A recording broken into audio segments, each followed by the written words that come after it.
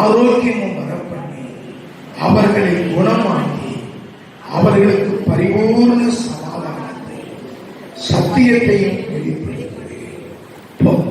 இதோ நான் அவர்களுக்கு சவுக்கியமும் ஆரோக்கியமும் வரப்பண்ணி அவர்களை குணமாக்கி அவர்களுக்கு பரிபூர்ண சமாதானத்தையும் சத்தியத்தையும் வெளிப்படுத்தும்.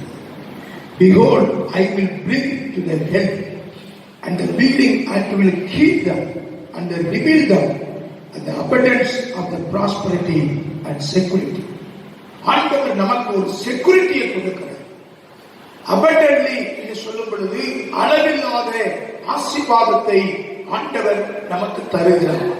எதற்கு இந்த வார்த்தை சொல்கிறார்? நான் அவர்களுக்கு, நம்முடைய தேசத்திற்கு, நம்முடைய மாவட்டத்திற்கு, நம்முடைய இந்திய தேசத்திற்கு, முழு உலகத்திற்கும் அவர் எதை தர வல்லவராயிருக்கிறார் என்று சொன்னால் சவுக்கியத்தை தரக்கூடிய வல்லமை அவரிடத்தில் இருக்கிறது. பலவிதமான கட்டுப்பாடுகள், பலவிதமான சுகாதார முயற்சிகள், பலவிதமான அதாவது ஒழுங்குமுறைகள், சுகாதாரத்தினுடைய தன்மைகள் இவைகளை காணப்பட்டால் நமக்கு சவுக்கியத்தையும் ஆரோக்கியத்தையும் கொடுக்கிறவர் நம்முடைய பரலோகத்தில் இருக்கிற தேவன். கைவதிரத்தை சோதரமன் ஹல்லேலூயா.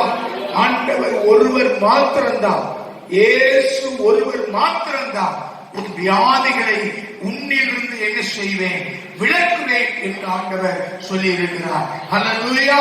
அதனால்தான் வேதம் சொல்லுகிறது, இதோ நான் அவர்களுக்கு சவுக்கியமும் ஆரோக்கியமும் என்ன செய்ய பண்ணுவேன், வர பண்ணுவேன். நல்ல சுகம் இருக்க வேண்டும் என்று ஆண்டவர் விரும்புகிறார். மனுஷன் எவ்வளவு வசதியில இருந்தாலும், எவ்வளவு அவனுடைய பொருளாதாரத்திலே வளர்ந்தவனாயிருந்தாலும், ஞானத்திலே அறிவுள்ளவனாயிருந்தாலும், அவனுக்கு ஆரோக்கியம் இல்லை என்று சொன்னால் ஒன்றுமில்லை.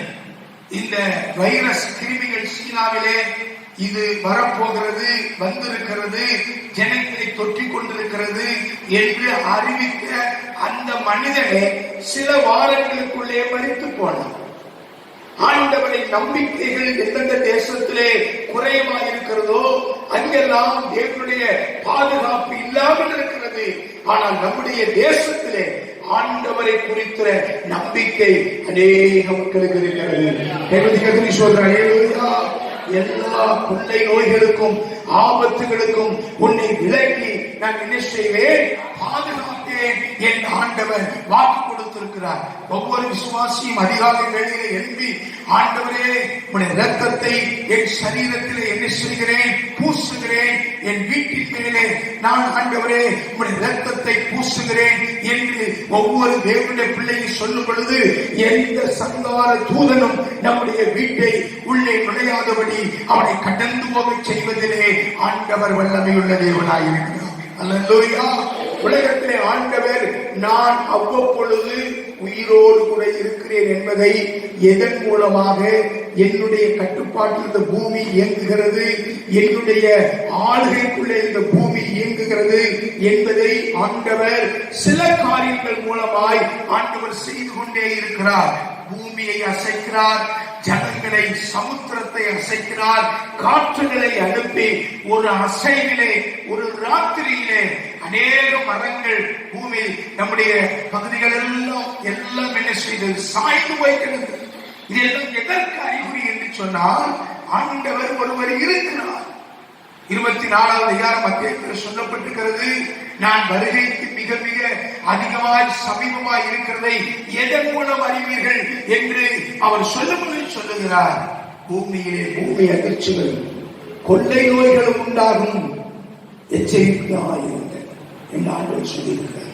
அதனால தேவ பிள்ளைகள் என்ன செய்ய வேண்டும், இதற்கு ஒரு நாளும் பூமி நடு சமுத்திரத்திலே தள்ளுண்டு போனாலும் நாங்கள் என்ன செய்வதில்லை, பயப்படுவதில்லை. அல்லேலூயா. 50 பேருக்கு மேலே கூடக்கூடாது என்பது உண்மை. ஆனால் ஒரு 50 பேர் தேவனுடைய நாமத்தினாலே கொண்டு கூடும் பொழுது அந்த ஜெபம் ஜனங்களை என்ன செய்யும், விடுவிக்கும். அல்லேலூயா. ஜனங்களை மாற்றும், தேசத்தை அற்புதமாய் நடத்தும் என்பதிலே சந்தேகமில்லை. முதலாவது நாம் பார்க்கிறோம், இதோ அவர்களுக்கு சவுக்கியம் ஆரோக்கியம் வர பண்ணி 3வது ஆண்டவர் அவர்களை குணமாக்கி கர்த்தரை சொல்லுங்க. நம்முடைய தேவன் குணப்படுத்துகிற தேவன், நம்முடைய தேவன் சுகமாக்குகிற தேவன், நம்முடைய தேவன் எல்லா சூழ்நிலையிலும் நமக்கு அனுகூலமாயிருக்கிற தேவன். கர்த்தரை சோதரம் பண்ணுவோம். ஹல்லேலூயா, பிரைஸ் தி லார்ட், ஹல்லேலூயா. அவர் குணமாக்கி அவர்களுக்கு பரிபூர்ண சமாதானத்தை கட்டளையிட்டு தருவார். ஹல்லேலூயா. வேதத்திலே சில வார்த்தைகள் உண்டு. இவைகள் கடந்து போன பொழுது, இவைகள் முடிந்து போன பொழுது என்ற ஒரு வார்த்தை. எந்த போராட்டம் வந்தாலும் அதற்கு ஒரு எல்லை உண்டு. சில காலங்கள் நாம் கஷ்டப்படலாம், சில காலங்கள் உபத்திரவப்படலாம், ஆனால் இவைகளும் ஒரு காலத்திலே மாறும். அல்லேலூயா. அதனாலே நாம் ஆண்டவரை அதிகமாக சார்ந்து கொள்ள வேண்டும். அது மாத்திரமல்ல, பாருங்க, நான் யூதாவின் சிறையிருப்பையும் இஸ்ரவேலின் சிறையிருப்பையும் திருப்பி முன்னிருந்தது போல அவர்களை கட்டிவைப்பேன். 2வது ஆண்டவர் சொல்ல ஒரு வார்த்தை, யூதாவின் சிறையிருப்பையும் இஸ்ரவேலின் சிறையிருப்பையும் திருப்பி முன்னிருந்தது போல அவர்களை என்ன செய்வேன்? நான் கட்டுவேன். I will cleanse them from all the guilt of the sin against me, and I will forgive all the guilt of the sin and the rebellion against me. எனக்கு விரோதமாய் அவர்கள் குற்றம் செய்த, எனக்கு விரோதமாய் அவருடைய எல்லா அக்கிரமங்களையும் அவர்களை விட்டு நீங்களாக்கி சுத்திகரித்து, அவர்களை எனக்கு விரோதமாய் குற்றம் செய்து எனக்கு விரோதமாய் துரோகம் பண்ணின அவருடைய எல்லா அக்கிரமங்களையும் என்ன செய்வேன்? மன்னிப்பேன். இஸ்ரவேலுக்கு மன்னிப்பு, யூதாவுக்கு மன்னிப்பு. யூதா அரைகுறையாய் ஆண்டவரை ஆராதிக்கிறவனாய் இருந்தான்.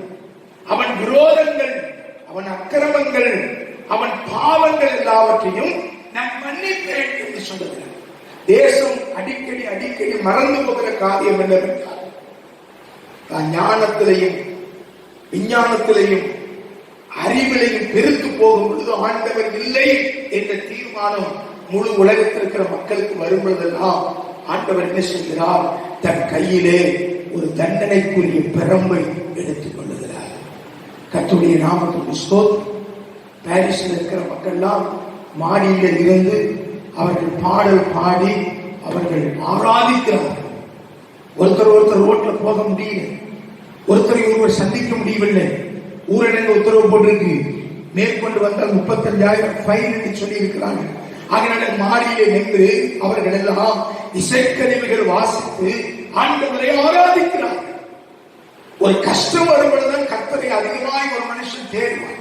இந்த முழு தேசத்திற்கும் இன்னைக்கு இறைவனை நோக்கி ஜெபிக்கக்கூடிய ஒரு மகா பெரிய ஒரு நெருக்கத்திலே நாம் கடந்து போகிறோம். ஆனால் ஆண்டவர் என்ன சொல்றார்?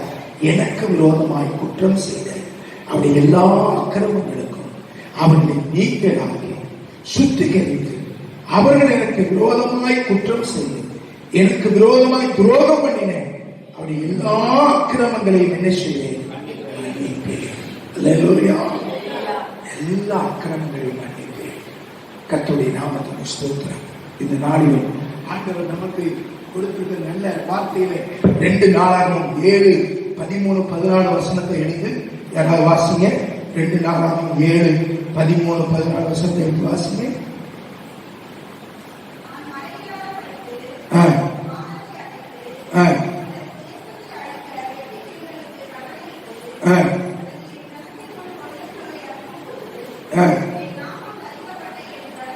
என் நாமம் தரிக்கப்பட்ட என் ஜனங்கள் தங்களை தாழ்த்தி ஜெபம் பண்ணி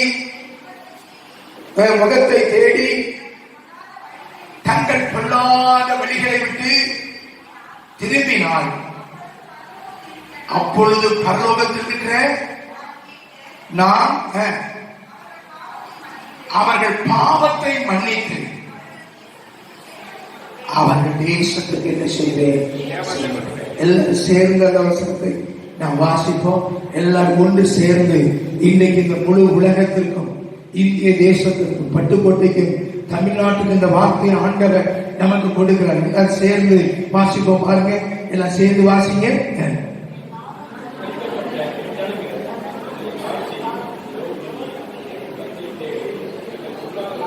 தங்கள் கொள்ளாத வழிகளை விட்டு திரும்பினால் அப்பொழுது பரலோகத்தில் இருக்கிற நான் கேட்டு அவர்கள் தேசத்திற்கு என்னத்தை கொடுப்பேன்? சேமத்தை கொடுப்பேன். அல்லேலூயா. தங்கள் கொள்ளாத வழிகளை விட்டு திரும்பும் பொழுது, என் ஜனங்கள் தங்களை தாழ்த்தும் பொழுது, கொள்ளாத வழிகளை விட்டு திரும்பும் பொழுது நான் என் தேசத்திற்கு சேமத்தை கொடுப்பேன். ஆண்டவர் என்ன எதிர்பார்க்கிறார்? சுகாதாரங்கள், ஒழுங்குகள், அந்த சீர்காரியங்கள், லீவுகள், 144 சட்டங்கள் எல்லாம் போட்டாலும் தன்னை தாழ்த்தி ஜனங்கள் கர்த்தரை நோக்கி ஜெபிக்க வேண்டும். கைரோட்டி கர்த்தரை சோதனையா யார் இதுல ஒத்துழைப்பு கொடுக்கிறார்களோ இல்லையோ, தேவ ஜனங்கள் ஜெபிக்கும் பொழுது ஆண்டவர் சேமத்தை கொடுப்பார். அல்லேலூயா. இன்னும் பரலோகத்திலே போதுமான இடம் இருக்கிறது. அந்த இடம் நிரப்புகிற வரைக்கும் ஆண்டவர் இந்த பூமியிலே சீக்கிரம் வரமாட்டார். இந்த கொள்ளை நோய்கள், பூமி அதிர்ச்சிகள் உண்டானாலும் ஆண்டவர் அந்தந்த காலங்களிலே தன்னுடைய பக்கமாய் ஜனங்களை சேர்த்து கொண்டே வருகிறார். அல்லேலூயா. ஒரு நாளைக்கு 1,20,000 பேர்கள் இந்த நாட்களிலே ரட்சிக்கப்படுகிறார்கள். ஒவ்வொரு தேசத்திலும் ரட்சிக்கப்படுகிறார்கள். இன்னைக்கு சீனாவிலே அதிகமாய் கர்த்தரை தேடுகிற கூட்டங்கள் அதிகமாய் இருக்கிறது. முன்பு மிஷனரிமார்கள் சீன தேசத்துக்கு போவதற்கு அனுமதி இல்லை. முன்பு போதகர்கள் சீன தேசத்துக்கு போவதற்கு அனுமதி இல்லை. இன்றைக்கு அந்த சூழ்நிலையை கர்த்தர் மாற்றும்படியாக விரும்புகிறார். அல்லேலூயா. எங்க பரிசுத்த பூமியிலே சீக்கிரம் வரமாட்டார். இந்த கொள்ளை நோய்கள், பூமி அதிர்ச்சிகள் உண்டானாலும் ஆண்டவர் அந்தந்த காலங்களிலே தன்னுடைய பக்கமாய் ஜனங்களை சேர்த்து கொண்டே வருகிறார். அல்லேலூயா. ஒரு நாளைக்கு 1,20,000 பேர்கள் இந்த நாட்களிலே ரட்சிக்கப்படுகிறார்கள். ஒவ்வொரு தேசத்திலும் ரட்சிக்கப்படுகிறார்கள். இன்னைக்கு சீனாவிலே அதிகமாய் கர்த்தரை தேடுகிற கூட்டங்கள் அதிகமாய் இருக்கிறது. முன்பு மிஷனரிமார்கள் சீன தேசத்துக்கு போவதற்கு அனுமதி இல்லை. முன்பு போதகர்கள் சீன தேசத்துக்கு போவதற்கு அனுமதி இல்லை. இன்றைக்கு அந்த சூழ்நிலையை கர்த்தர் மாற்றும்படியாக விரும்புகிறார். அல்லேலூயா.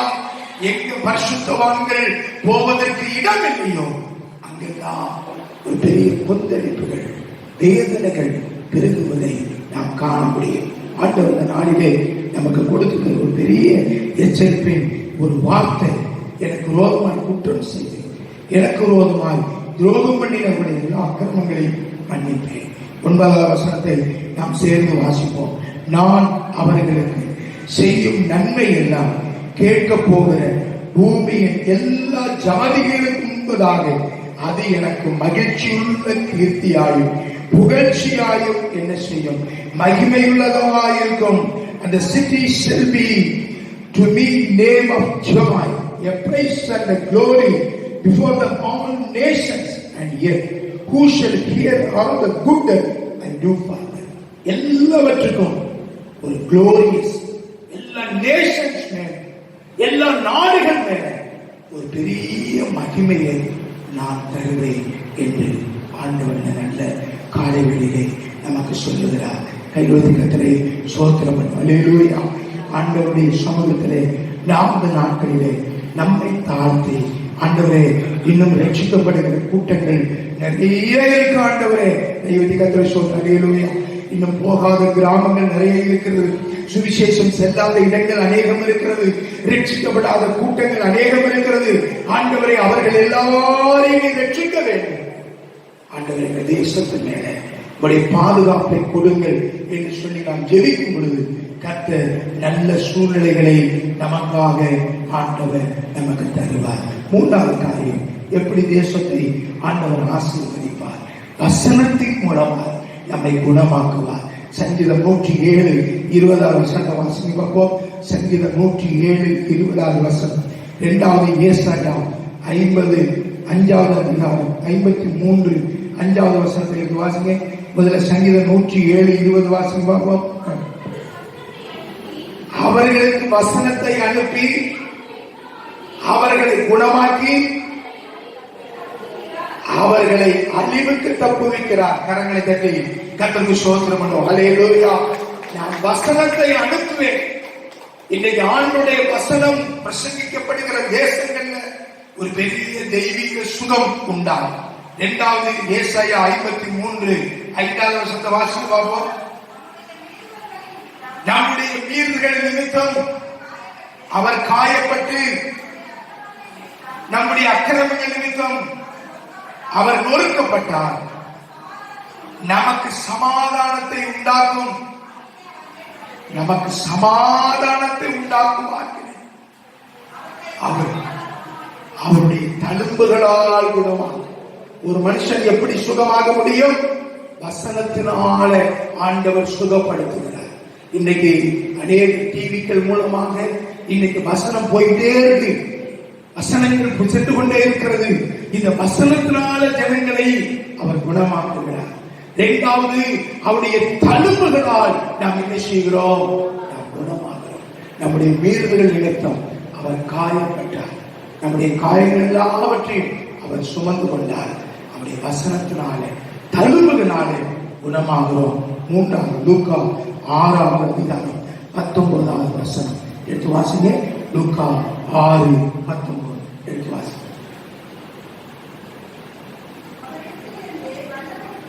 அவரிடத்திலிருந்து வல்லமை புறப்பட்டு அவரை குணமாக்கினபடியினாலே அவரை கொடுபடிக்க என்ன செய்தார்கள்? அவரை நெருக்கினார். அவரிடத்திலிருந்து வல்லமை புறப்படுகிறது. இயேசுவை நோக்கி எந்த தேசம், எந்த பட்டணம், எந்த மனிதன் கூப்பிடுகிறாரோ அங்கிருந்து வல்லமை புறப்பட்டு வந்து அவனை சுகமாக்கினது. அறிவான கர்த்தருடைய பிள்ளையே, நம்ம எல்லாம் நெருங்கி நிற்கிறோம். இந்த வல்லமை புறப்பட்டு வந்ததை பார்த்தோன்னே எல்லாரும் இயேசுவை நெருக்கி பக்கத்திலே போனார்கள்.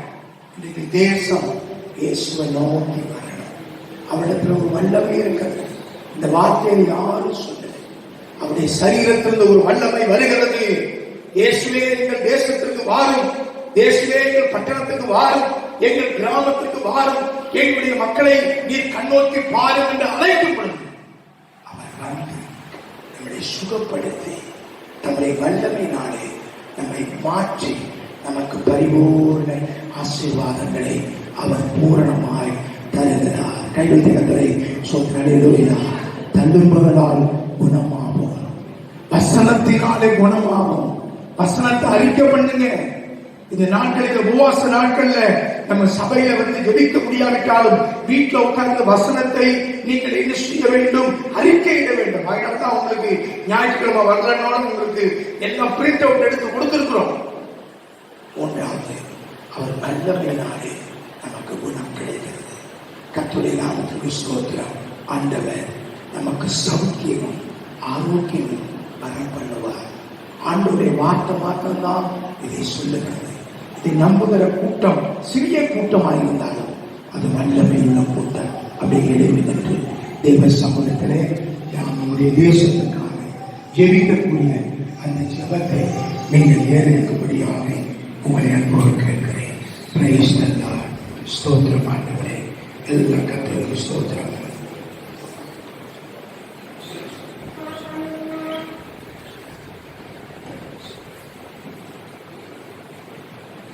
ஹல்லேலூயா, ஹல்லேலூயா. கர்த்தாவே உமக்கு ஸ்தோத்திரம். ஹல்லேலூயா. என் ஜனங்கள் தன்னை தாழ்த்தி கொள்ளாத வழிகளை விட்டு திரும்பி என்னை தேடும் பொழுது உங்கள் தேசத்திற்கு சேமத்தை கொடுப்பேன். ஆண்டவரே உமக்கு ஸ்தோத்திரம். ஆண்டவரே ஜனத்திற்குள் உண்டாகிற இந்த கொள்ளை நோயை ஆண்டவரே அனுப்புகிற கொள்ளாத சத்துரு இயேசுவின் நாமத்தினாலே மாறி போகும்படியாக நாங்கள் ஜெபிக்கிறோம். ஆண்டவரே, இரண்டாவது ஜெபம், நமது தேசமும் முழு உலகமும் சர்வ வல்ல தேவனுக்கு நேராக மனம் திரும்ப எல்லாம் கைகளை உயர்த்தி கர்த்தருக்கு ஸ்தோத்திரம் பண்ணுவோம். 114 நாடுகளிலே இந்த கொடிய வியாதி காணப்படுகிறது. நமது தேசமும் முழு உலகமும் சர்வ வல்ல தேவனுக்கு நேராய் ஆண்டவரே மனம் திரும்ப நீர் உதவி செய்யும்படியாக நாங்கள் செபிக்கிறோம் ஆண்டவரே. மூன்றாவது ஜெபங்கள், முழு உலகத்தில் இருக்கிற ஜனங்களும் அதிகாரிகளும் அமைச்சர்களும் மெய்யான பரிகாரி இயேசுவே என்று அறிந்து கொள்ள ஆண்டவர் கிருபை செய்யும்படியாக கரங்களை உயர்த்தி கர்த்தரை ஸ்தோத்திரம் பண்ணுவோம். அவரே சுகமாக்குகிறவர், அவரே ஜனங்களை ஆசீர்வதிக்கிறவர், அவரே ஞானத்தை தருகிறவர் என்பதை முழு தேசத்தில் இருக்கிற மக்கள் இந்த நாட்களை உணர்ந்து கொள்ளும்படியாக கைகளை உயர்த்தி கர்த்தரை ஸ்தோத்திரம் பண்ணுவோம். இந்த கிருமிகள் எந்த தேசத்திலே மக்களுக்கும் பரவாமல் தடுத்து நிறுத்தும் ஆண்டவரை கைகளை கர்த்தரை ஸ்தோத்திரம் பண்ணுங்க. எந்த தேசத்துக்கு நீ பரவக்கூடாது, இந்திய தேசத்திலே வரக்கூடாது, அந்த கிருமிகள் அழிக்கப்பட வேண்டும். தமிழ்நாட்டுக்குள்ள வரக்கூடாது, பட்டுக்கோட்டையில வரக்கூடாது. ஆண்டவரே 116 தேசத்திலும் அவைகள் அப்புறப்படுத்தும்படியாக நாங்கள் வேண்டிக் கொள்கிறோம். ஆண்டவர் தேசத்தில் உள்ள அதிகாரிகள் ஞானமாய் செயல்பட்ட மக்களுக்கு இருக்கிற மரண பயங்கள் நீங்க சரியான விழிப்புணர்வை ஏற்படுத்த, அது மாத்திரமல்ல இரவும் பகலும் மருத்துவ பணி செய்கிறவர்கள், சுகாதார பணி செய்கிறவர்கள், அமைச்சர் பெருமக்கள் இரவும் பகலும் போராடி கொண்டிருக்கிற இந்த நிலைகளிலிருந்து ஆண்டவர் ஒரு பெரிய வெற்றியை கட்டளை தரும்படியாக கைவிழுதி கர்த்தரை ஸ்தோத்திரம் பண்ணுவோம். ஆண்டவரை மரண பயங்கள் நீக்கப்படணும், அதிகாரிகள் ஞானமாய் செயல்படணும், மக்களுக்கு இருக்கிற போராட்டங்கள் எல்லாம் மாறி ஜனங்களுக்குள்ளே விழிப்புணர்வு வருவதற்கு ஆண்டவர் கிருபை தரணும். எல்லா கடையும் மூடிட்டாங்க, ஆனா சாராய கடைகள் மாத்திரம் மூடவில்லை. கர்த்தர் கொடுமையான நிலைமைகளை கர்த்தர் மாற்ற வேண்டும். ஜனங்கள் மனம் திரும்ப வேண்டும், ஜனங்கள் உணர்வடைய வேண்டும், ஜனங்கள் கர்த்தரை நோக்கி பார்க்க. எங்கள் அதிகமாய் நேசிக்கிறங்கள் அன்பின் பரலோக ஆண்டவரே, என் ஜனத்திற்கு சௌக்கியத்தையும் சமாதானத்தையும் தருவேன் என்று சொன்ன தேவன், எரிகோவின் கோட்டை உமக்கு முன்பதாக அடைக்கப்பட்டிருந்தது. உள்ளே போகிறவர்களுக்கு சமாதானம் இல்லை, உள்ளே வெளியே வருகிறவர்களுக்கு சமாதானம் இல்லை என்று சொல்லப்பட்டிருக்கிறது. எங்கள் தேசத்திலே சமாதானம் இல்லாத ஒரு சூழ்நிலை இருக்கிறது. எங்கள் தேவன் இன்னைக்கு பரிசுத்தம் பண்ணிக் கொள்ளுங்கள், நாளை உங்களுக்கு அற்புதம் செய்வேன் என்ற வார்த்தை படி எங்கள் தேவன் ஒரு பெரிய அற்புதங்களை செய்யும்படியாச்சு. எங்கள் நாட்டினுடைய பிரதம மந்திரிக்காக, ஜனாதிபதிக்காக, அமைச்சர்களுக்காக, தமிழ்நாடு அமைச்சர்களுக்காக எல்லாருமே கிருபையின் ஆசீர்வாதத்தை நீட்டு. மருத்துவ பணி செய்கிறவர்கள், சுகாதார பணி செய்கிறவர்கள், அனுதினம் வேலை செய்கிற பிள்ளைகள் எல்லாருமே பாதுகாப்பின் கரம் கூடை எங்கள் தேசத்தின் மேல் கிருபையான நன்மைகளை ஆண்டவரே நீட்டுகிறார். எங்கள் விசுவாசிகளை பாதுகாத்து ஆண்டவரே, இந்த நாட்கள் உபவாச ஜெபங்கள்